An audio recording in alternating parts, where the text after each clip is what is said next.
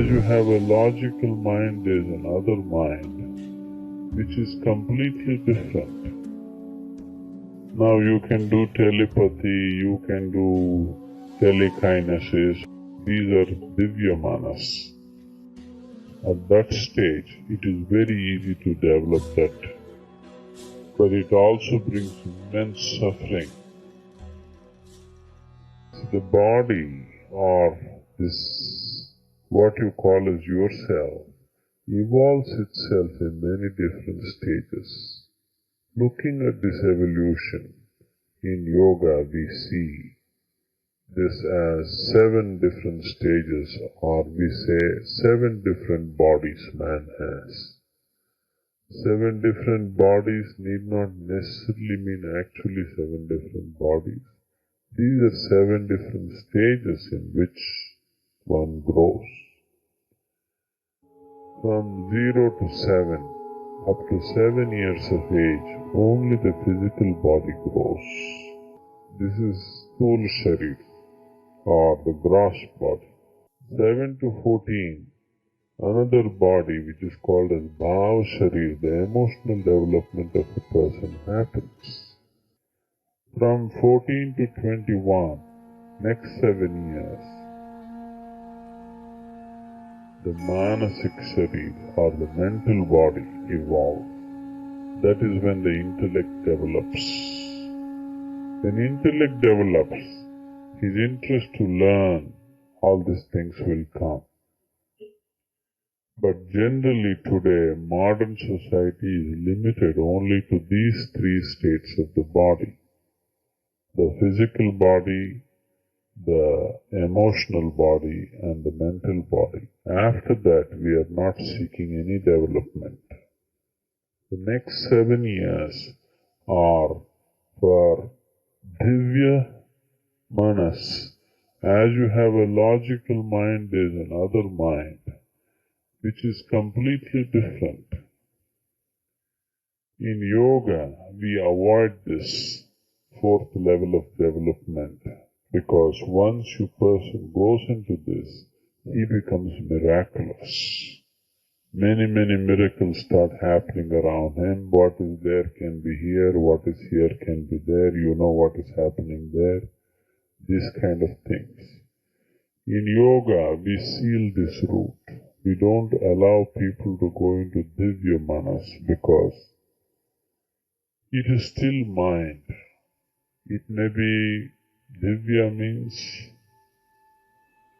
it's a grand mind, mind on a much grander scale than that we know as mind is. Once you enter this mind, you know everything, not everything, but when compared to other people, you look like a miracle.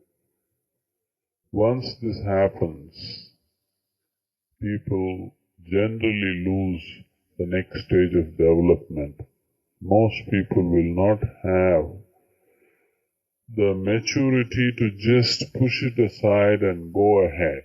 They will always get entangled with this. This is still a psychic state. Now you can do telepathy, you can do telekinesis, all these things. These are Divya Manas. From 21 to 28, this mind can be easily developed. This is a natural process.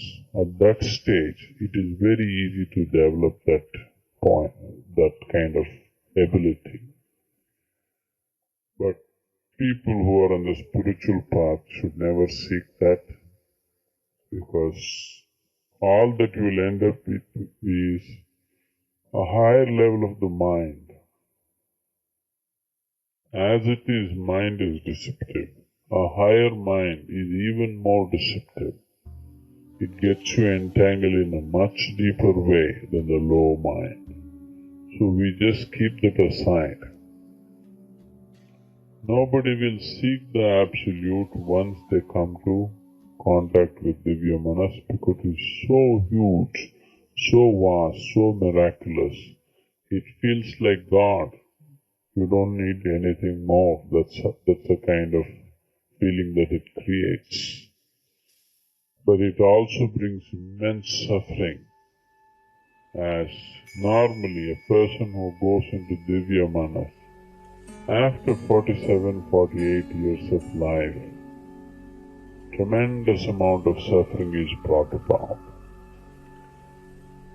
On the path of yoga, we are trying to bypass a few things and go always to complete emptiness, total dissolution, because till then the job is not done. Once we approach spirituality as a science, then we are not looking for entertainment on the path. Whatever little things happen, we are only looking at it as a stepping stone for something bigger that can happen. We are never looking at it as a big entertainment and getting enamored with that. It is very, very important. Little people feel like this in meditation, they are thrilled. And you find within 2 months they're again down. No, this is happening repeatedly because you get entertained. Don't get entertained with what is happening. What is happening? Our thing is only to reach the goal. Once a person has chosen the spiritual path, the way he sits, the way he stands, the way he eats, the way he speaks, the way he thinks and the way he lives, everything has to be spiritual.